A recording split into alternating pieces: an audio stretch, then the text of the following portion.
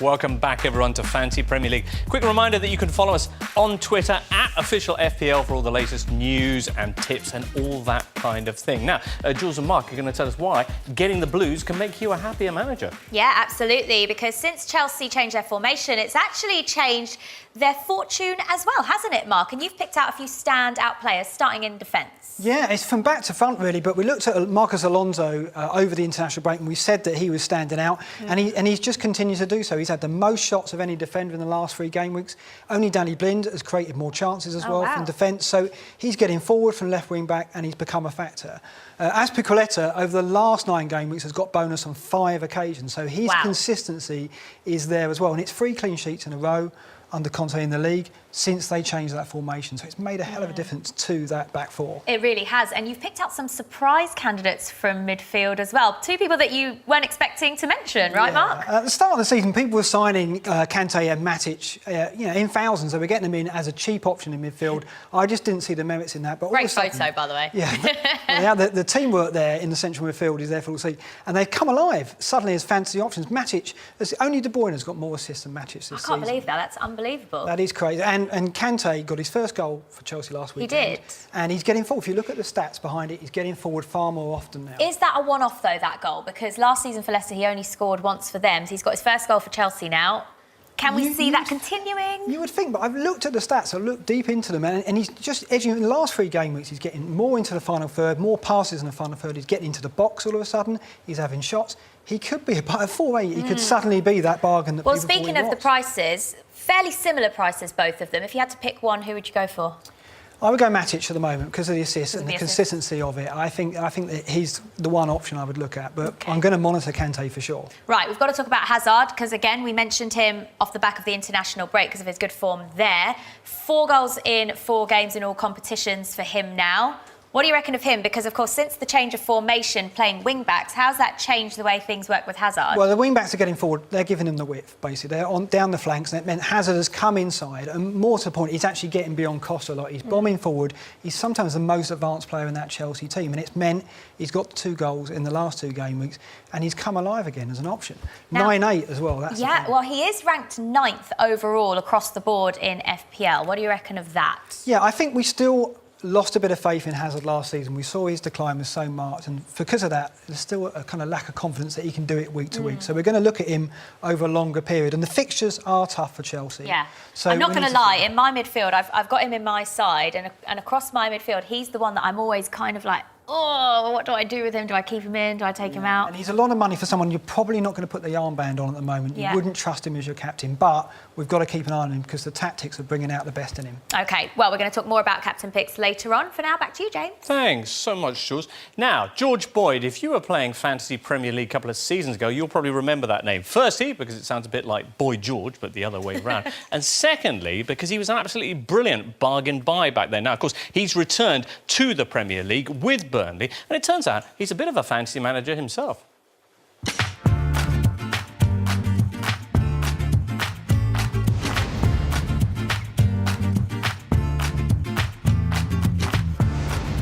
Well, we've got a big one with my mates from school at home. The league's called Fantasaurus Rex, and I think I finished 4th last year, but we've got our own WhatsApp group, so my mates especially take it very seriously, so they're working on it all week, and we've got a lot of banter about who's winning and that, so yeah, it's quite a high topic in our WhatsApp group.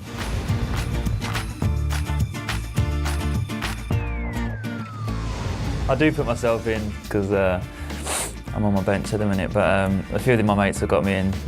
It's cheap, and I was to say 100 points last time, it's worth it.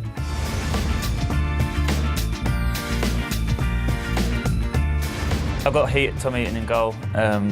Obviously, he's kept busy every game, so he gets extra points because he makes a lot of saves. I mean, he kept a lot of clean sheets last time, I think over 10, so he's good value for money as well.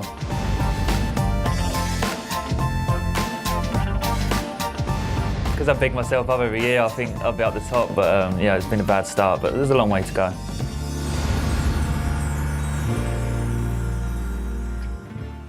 Alrighty, George Boyd, what a jolly fellow he is too. Well, let's talk now a little bit about players like George Boyd, who are high on points returned, but very low on ownership. Perfect, in other words, for giving you an edge on your rivals. You like to call these kind of players differentials. Yeah, I love a differential because you sign them for cheap money, no one else has got them, and when they score points for you, it makes you feel even better, doesn't it? All right, well, a couple of options here. We mentioned Jordan Shaqiri already. 142,000 had him in their sides last week, which is still a pretty low percentage of what, 4 million people? Yeah, absolutely. And they got his 2 goals. And suddenly, like, he's now coming forward, perhaps, as a factor in FPL, as a goal scorer. Certainly set pieces has always been a threat. Right. But those 2 goals, that bodes well, I think. But Arnautovic would be my tip in the long term. All right, rather than, say, Joe Allen, who everyone's woken up to. I think Joe Allen will regress. We looked at his stats in a previous show. I think he's very cheap. But the thing is with that, I think if you're going to sign Joe Allen, you've got to play him. I think I'd have much more faith playing Arnautovic if I was going to commit to him. OK, well, you've kind of let the cat out the bag about these Stoke players now. So let's have another couple of options in the midfield. Yeah, I really like these 2. This is Sigurdsson at Swansea and Redmond at Southampton. Now, Sigurdsson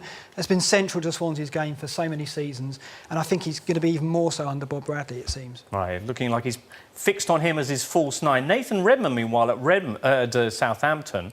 1 or 2 questions about him. Yeah, in the start of the season, we knew he was going to play up front, and he started so well with that game week 1 goal. Then he had that drought, but he's got 2 in 2 now, and suddenly he's looking lively again, he's looking a goal threat again, and he's 5.9. That's the factor behind him. And Southampton, like Swansea, have got good fixtures coming up in the next few game weeks.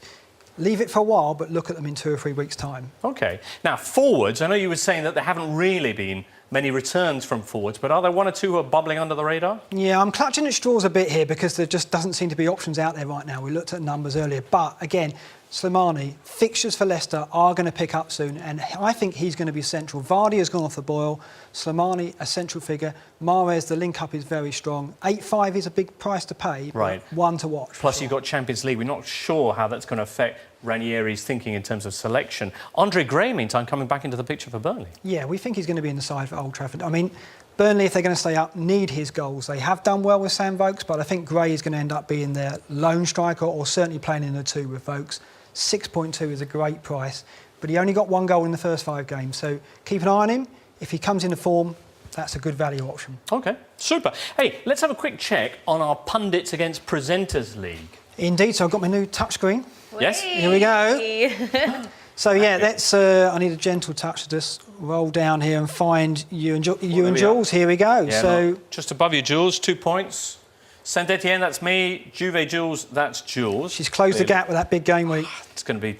Well, let's have a look at yours, though. Well, let's look at the very top. Let's look at the...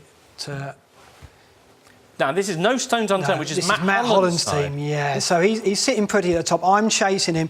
I'm looking at that team, and I'm very worried. That's strong. There's not really a weak point anywhere, is there? No, because his back line is very strong indeed. He's got Aguero in there. He's got Walcott. He hasn't got Sanchez, so that's what I'm clinging to, the fact he doesn't have Sanchez. He's also not got a lot of strength in reserve. No, he's got Leroy Fer there, who was dropped for the weekend. What about your side? Let's have a look at my team, because we always do this. I'm in 3rd at the moment, so I'm chasing Matt.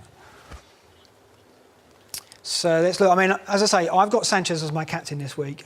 I'm clinging to that as potentially going to give me the option to chase Matt and maybe close the gap. Right. But look at my defence, nowhere near as strong. So I'm a little bit worried about that. So. Well, Macaulay with West Brom, they've got Manchester City.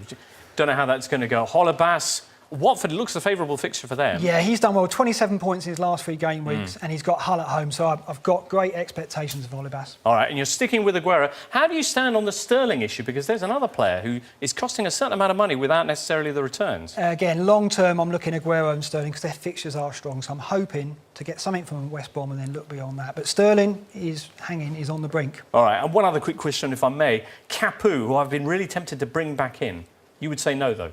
I'm thinking of selling him, downgrading him and pocketing the money that he gets me, because he's gone up in price and he will get me some profit now. So I've only ever played him once, and that was with all-out attack. So. Oh, OK. And you think the days of him scoring goals are over? Just don't see it, no. All right. Hey, let's head over here because we've got a whole bundle of other questions that people have very kindly sent in on Twitter. Sorry. Yeah, absolutely. If you want to get your questions in for next week's show, it's @officialfpl on Twitter. So let's get straight to the first one of the night, and it comes from India. Hello, Maharishi Nath. Thanks for your question. They are asking which players should be considered based on fixtures, Mark. Well, right now, Liverpool. If you haven't got got a Liverpool player, a midfielder, then you'd panic because I think their fixtures are just incredible right up until Christmas. Yeah. I think you've got to have at least one of their midfielders in there. Beyond that, I'm looking at Leicester in a couple of weeks. Ooh, okay. Their fixtures pick up. I talked about Slimani there. And also look at Sigurdsson in a few weeks' time as well, because his fixtures make him a really strong differential, I think, because he is so key to everything they do. OK. Next one's up from Amir El-Ghasabi, who says, Soufiane Boufal, is he one to get? Brilliant goal yesterday in the League Cup. Yeah, and 6.8 is a great price. We think he's going to be a key asset for them and hopefully for FPL managers as well. We just don't know where he's going to play in there because, Claude Pell's got a lot of options there with Tadic, with Redmond and Austin. So we felt definitely keep an eye on him. He's one I'm watching for sure. OK, Mr. Obiora is asking about the forwards. Defoe or Benteke, keep or sell? He's got both of them in his side, so Defoe and Benteke, do I keep or sell them both? We looked at it, didn't we? Where do we go? I mean, to be honest, I think you keep them right now because there aren't great options around to go to as alternatives. Those two players take penalties for their team.